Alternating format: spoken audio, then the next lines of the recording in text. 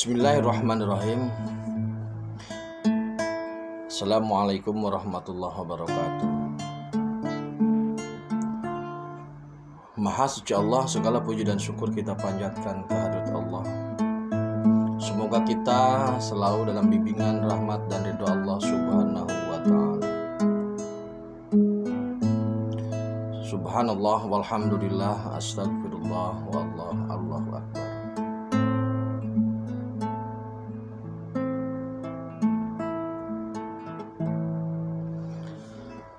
Kembali saya dari tim Raja Wali Nusantara.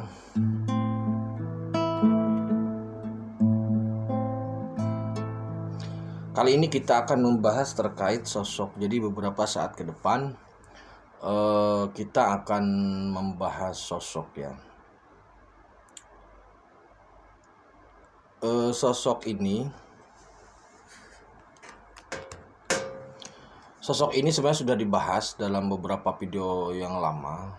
Ini merupakan bentuk pendalaman saja, karena memang ada banyak informasi yang memang update sehingga tidak perlu untuk kembali disampaikan. Yang kita bahas kali ini adalah sosok Kanjeng Sunan Kalijaga.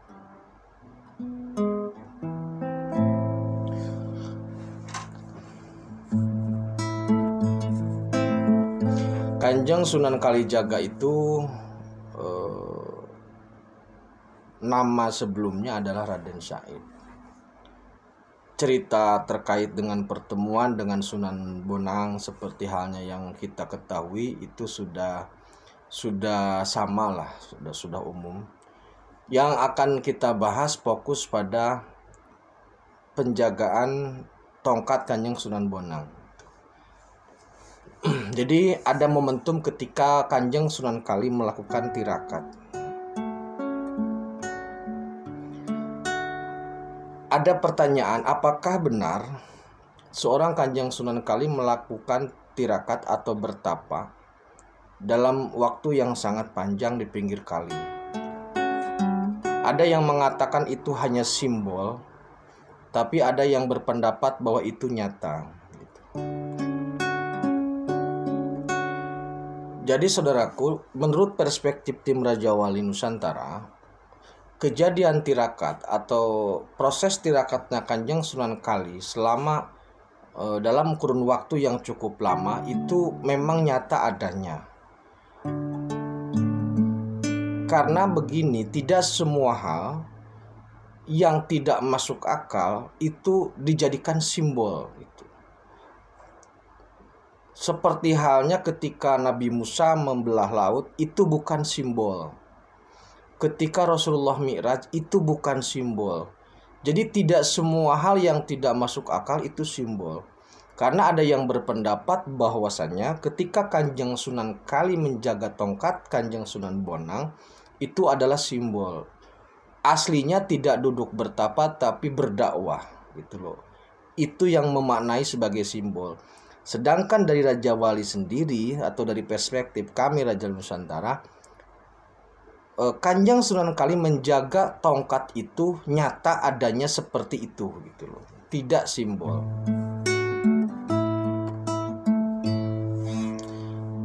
Sebagaimana halnya yang sudah kita ketahui bahwasanya Kanjeng Sunan Bonang memberikan amanah sebagai syarat atau memberikan syarat kepada Raden Said untuk bisa berguru kepada Kanjeng Sunan Bonang itu dengan menjaga tongkatnya. Itu seperti yang kita tahulah cerita itu.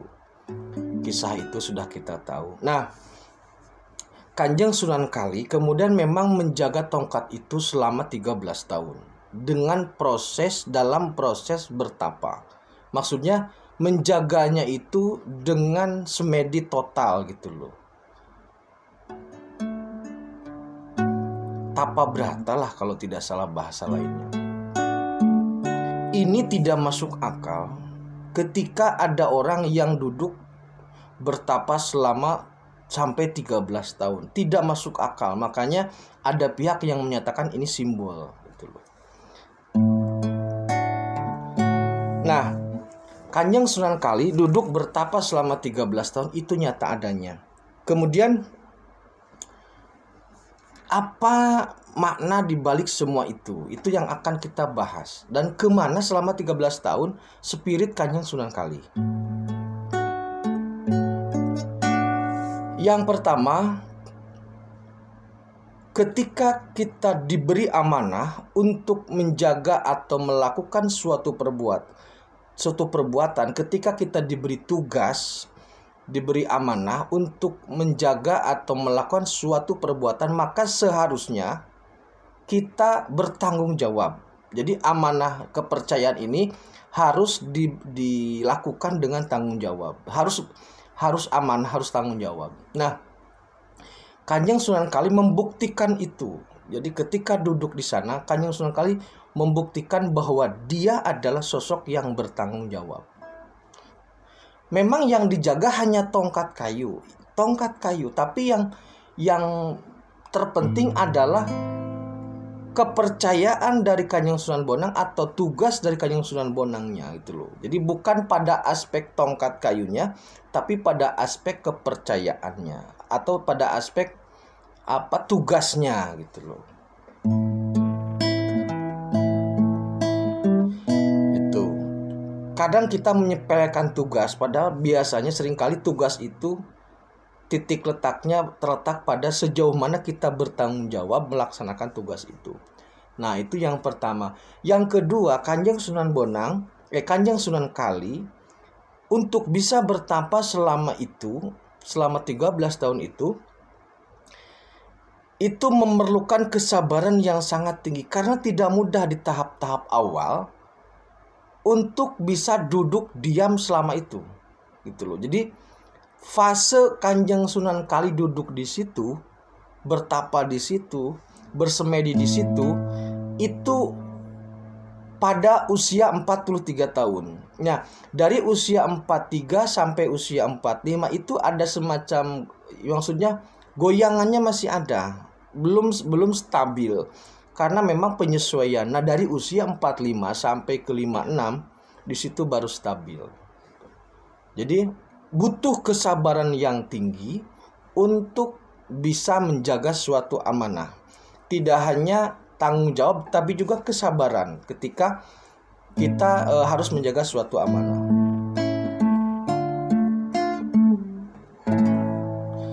Selanjutnya, yang dijaga itu adalah tongkat. Memang hanya tongkat sebenarnya, tetapi tongkat itu memberikan lambang tentang satu simbol bahwa tongkat itu bisa menjadi makna tegak dan lurus. Jadi tongkat itu menancap, berdiri tegak dan lurus. Maksud sederhana dari simbol ini adalah kita harus meluruskan niat, meluruskan tauhid hanya untuk Allah. Jadi makna tongkat yang dijaga itu adalah ketekadan, tekad kemudian untuk menegakkan, meluruskan tauhid kepada Allah. Intinya seperti itu.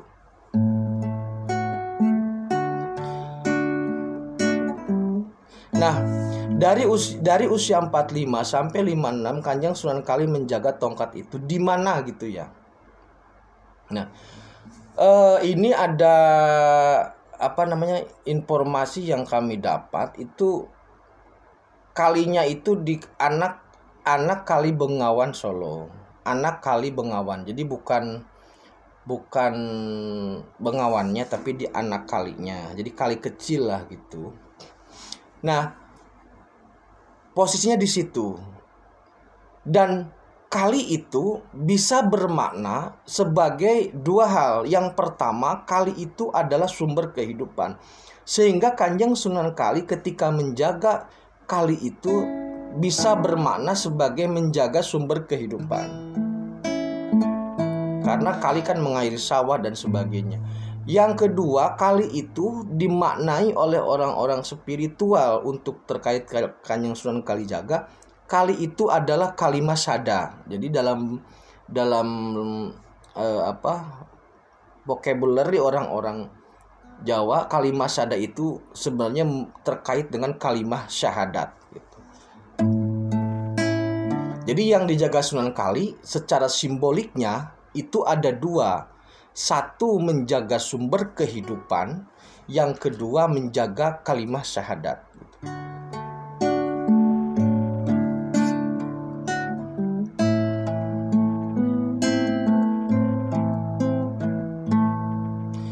Nah, selama 13 tahun kemudian ada dua pertanyaan. Apakah mungkin orang tidak makan dan tidak minum dalam kurun waktu selama itu? Secara sederhana, saudaraku, begini. Orang itu bisa menahan nafas, tidak bernapas selama sekian detik atau sekian menit lah. Bisa ada yang 5 menit, 10 menit gitu ya. Orang tahan untuk tidak makan itu selama seminggu. Yang makanan berat itu seminggu. Tidak ada konsumsi makanan itu seminggu kuat. Orang minum air, maksudnya untuk konsumsi air itu 3 hari. Jadi untuk napas 10 menitan, untuk makanan 1 minggu, untuk minum air itu 3 hari. Lewat dari batas itu, secara fisik, secara medis, meninggal gitu loh maksudnya.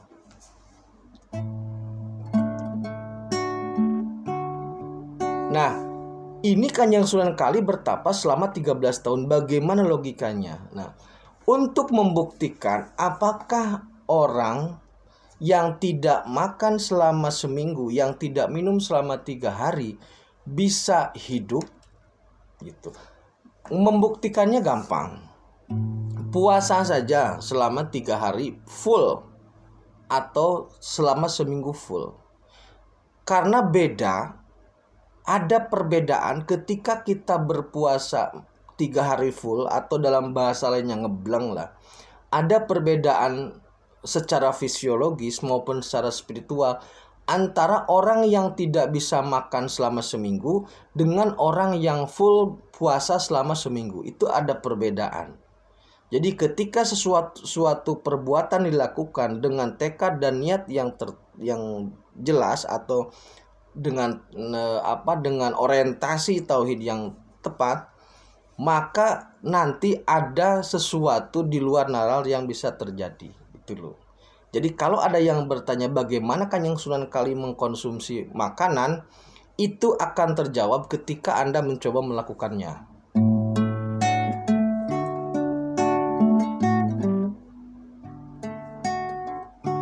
Karena hal ini terjadi pada saat Siti Maryam, ibunya Nabi Isa, ada di mihrab. Itu kan makanan di-drop dari surga. Jadi ketika kita bertirakat untuk menuju kepada Allah, maka urusan lapar, urusan perut, urusan segala macam fisik itu urusan Allah. Gitu saja intinya.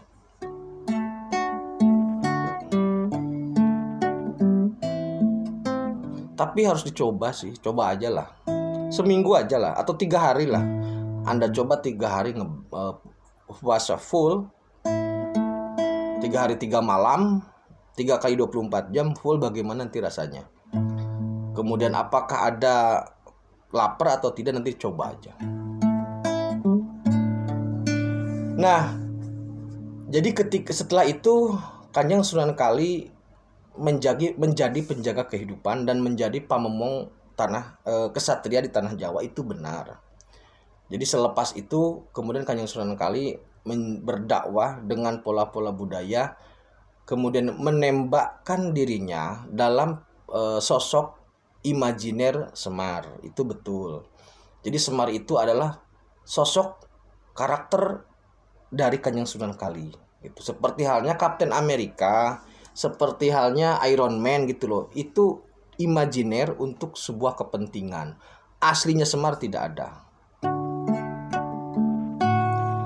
Nah, dalam hajat besar Allah Subhanahu wa taala ini, SP ini, dalam urusan SP ini, Kanjeng Sunan Kali adalah promotor. Jadi ketika Kanjeng Sunan Kali lolos, maksudnya sukses atau berhasil dalam melakukan tapa brata itu, maka beliau memiliki akses yang tepat untuk mengawal para kesatria tanah Jawa.